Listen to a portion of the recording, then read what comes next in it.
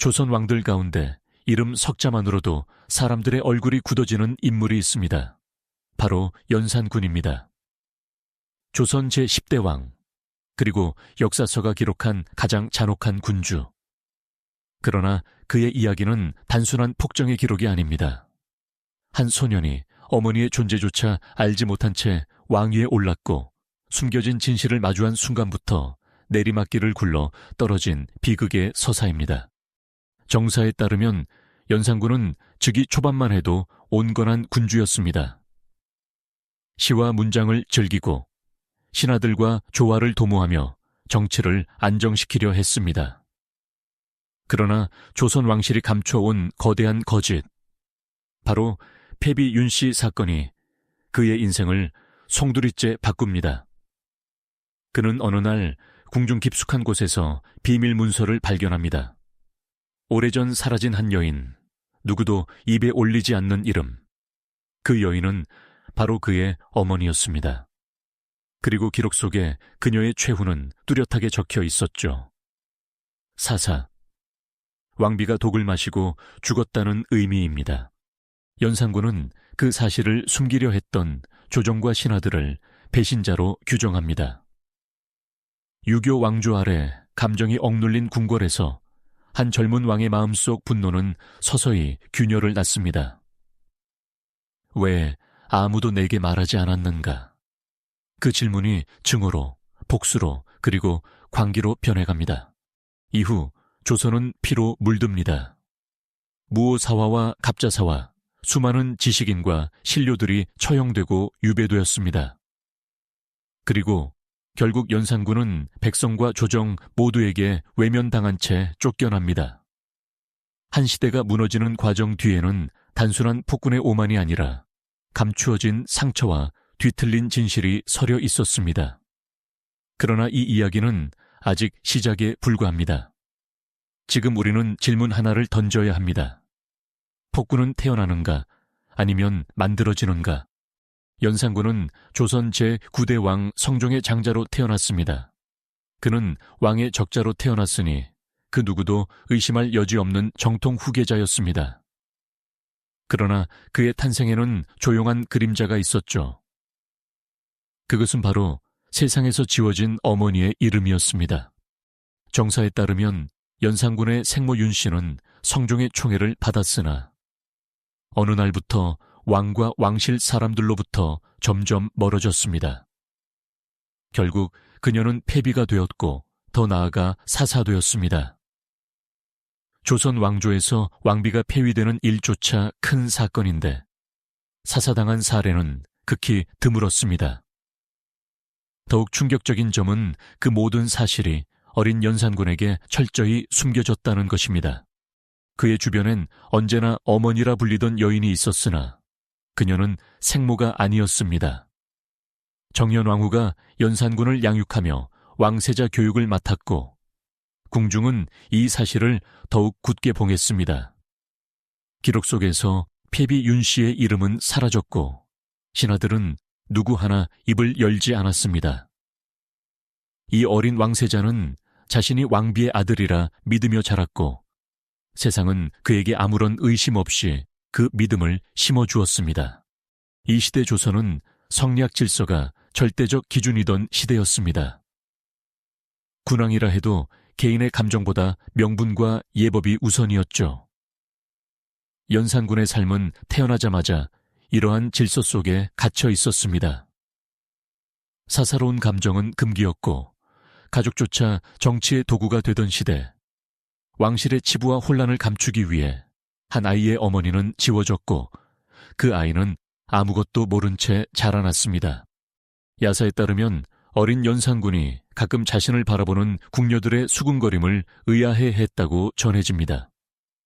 저 아이는 불쌍하다, 누군가 속삭이고 또 누군가는 침묵으로 답했다고 하죠. 이 전승은 신빙도 미디엄, 공식 기록에는 등장하지 않으며 사후 전해진 구전임을 밝힙니다. 룬. 그러나 정사 속 연산군은 그저 성실히 공부하며 왕세자의 길을 걷습니다. 활쏘기, 경전, 정치 철학. 그는 어릴 적부터 뚜렷한 감정 표현이 적었다 전해집니다.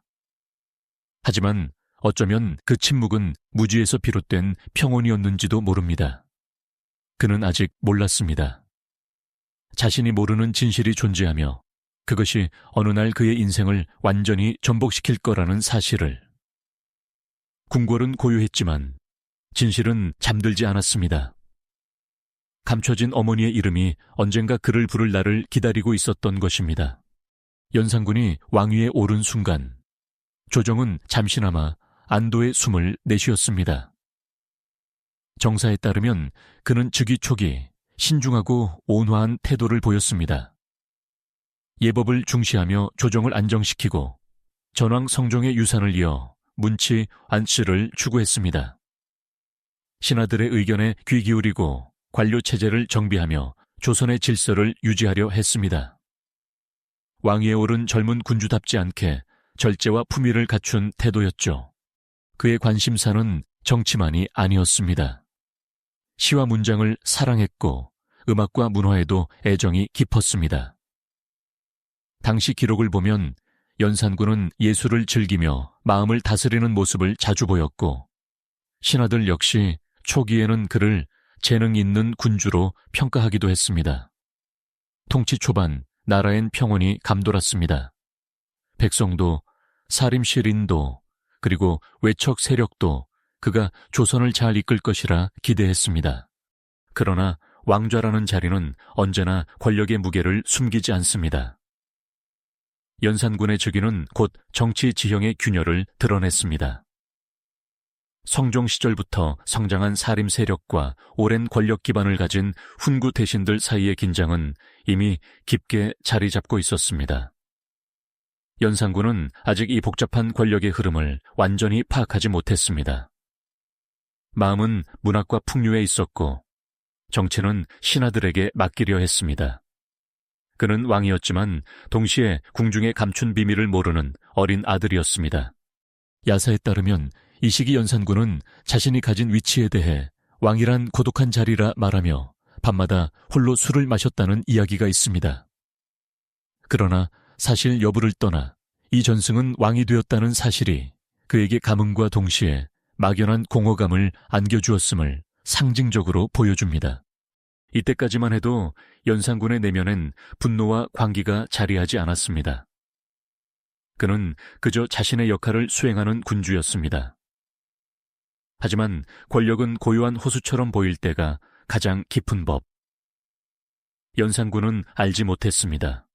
궁궐 깊은 곳에 잠들어 있던 과거가 어느 날 돌연 수면 위로 떠오를 것을, 그리고 그것이 그의 삶과 조선 전체를 뒤흔들 폭풍의 시작이 될 것을. 평온 속에서 태어난 균열은 아직 날카롭지 않았습니다. 그러나 운명은 이미 그의 발 아래 어둠을 깔아두고 있었죠. 왕이 된 아들, 어머니를 모르는 왕, 그 아이는 곧 진실과 마주하게 될 것입니다. 궁궐에서 가장 무서운 것은 칼도 독도 아니었습니다. 진실이었습니다.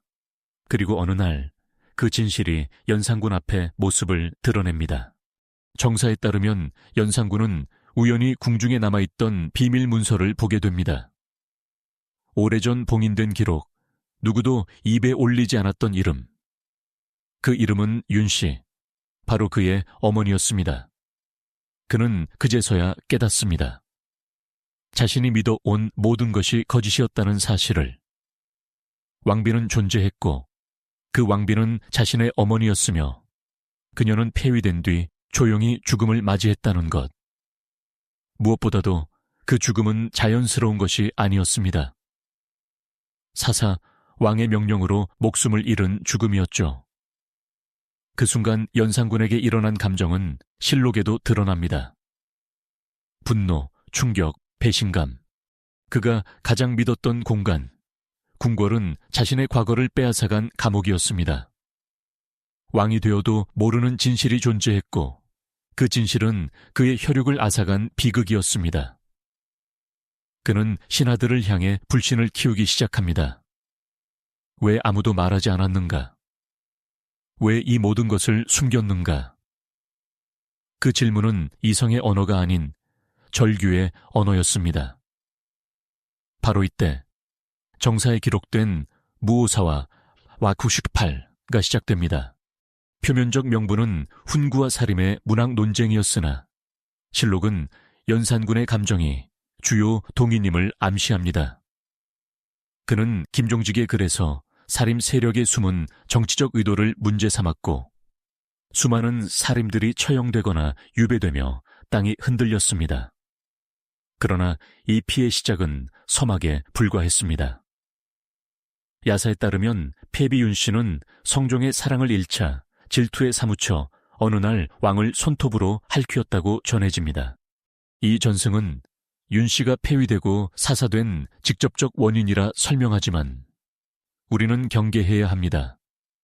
왕조는 항상 권력을 정당화할 서사를 만들어냅니다. 그래서 이 이야기는 기록이 아닌 정치가 만든 그림자일 가능성도 존재합니다.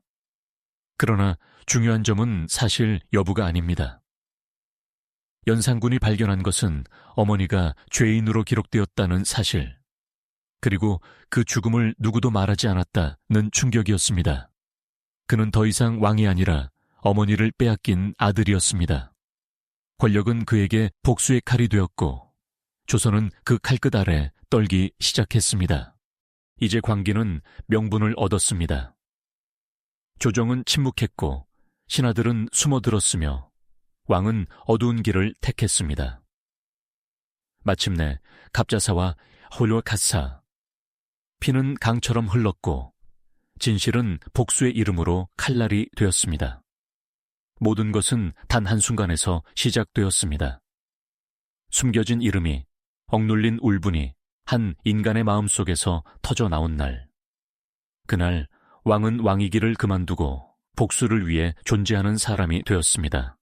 패비윤 씨의 진실을 알게 된 순간부터 연산군의 마음속 균형추는 돌아올 수 없는 지점까지 기울어져 있었습니다.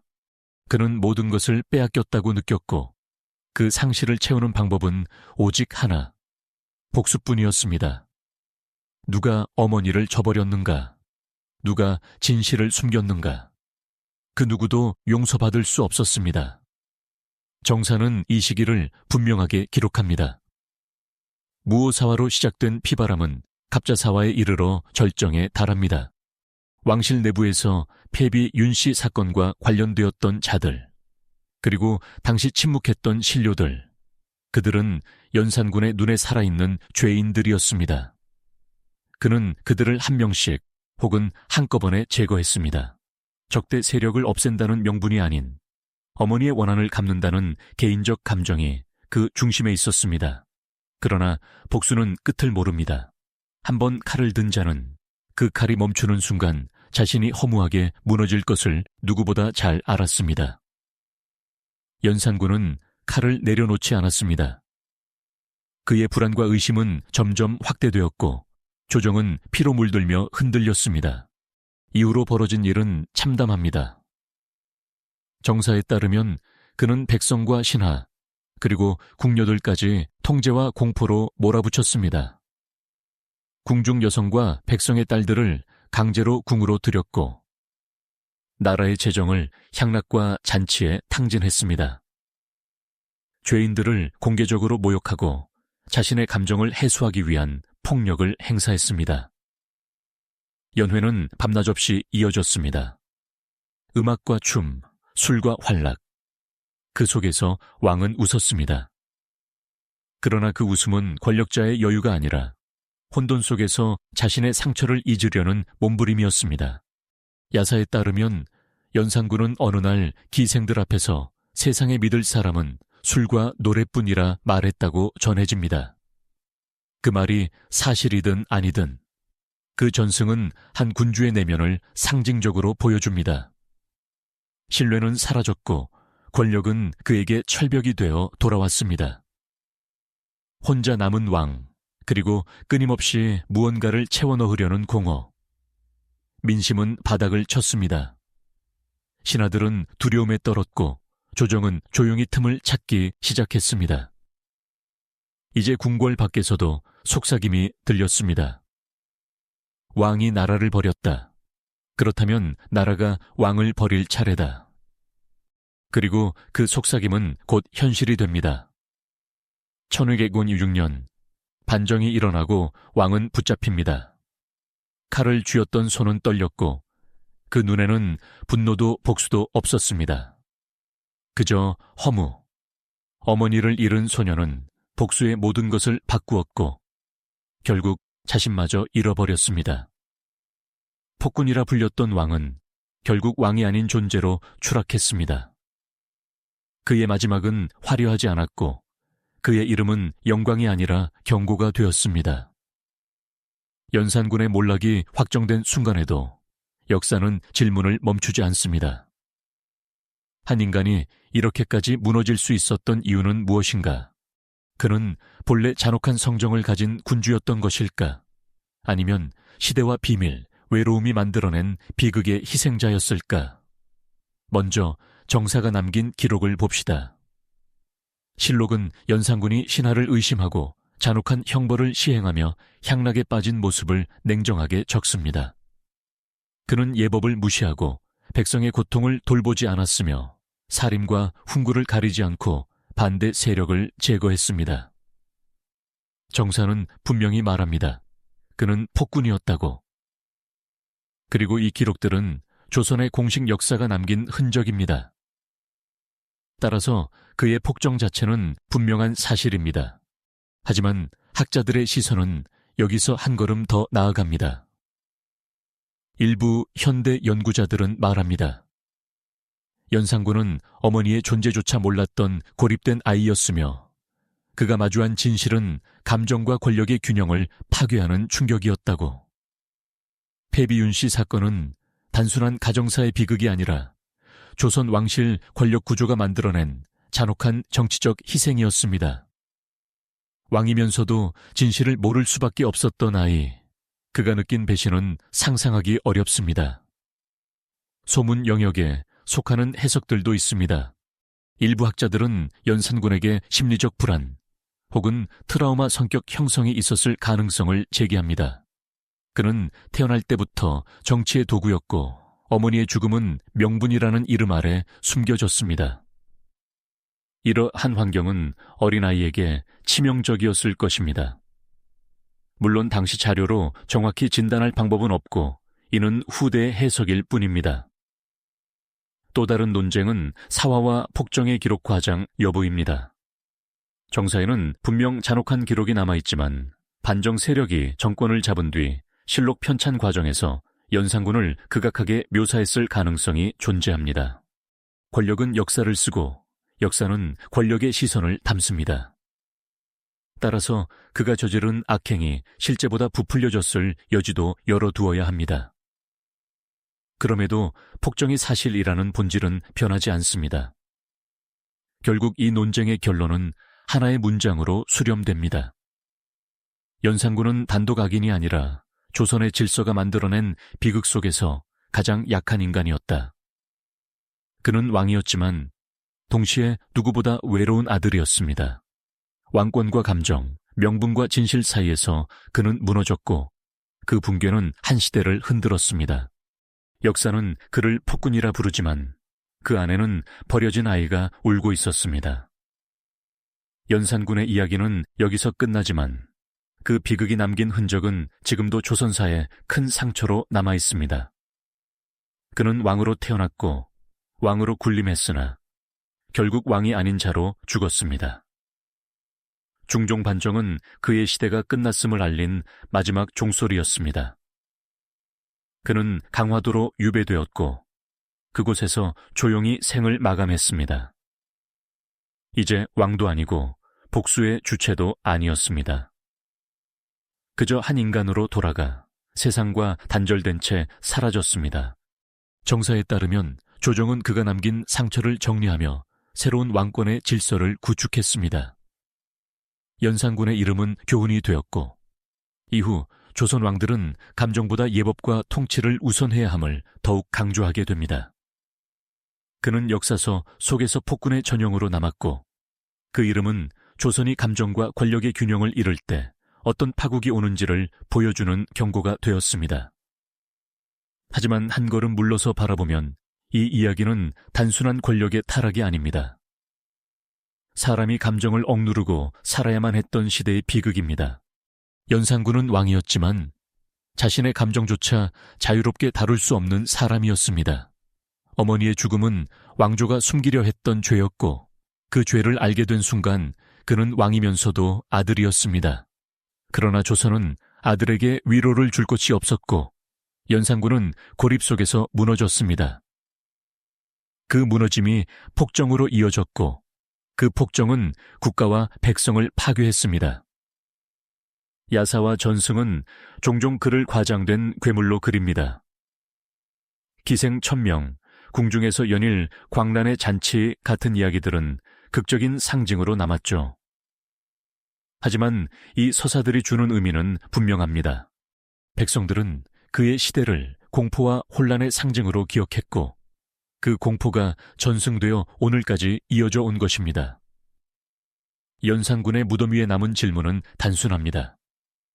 그는 태어나기 전부터 이미 파멸이 정해진 존재였을까?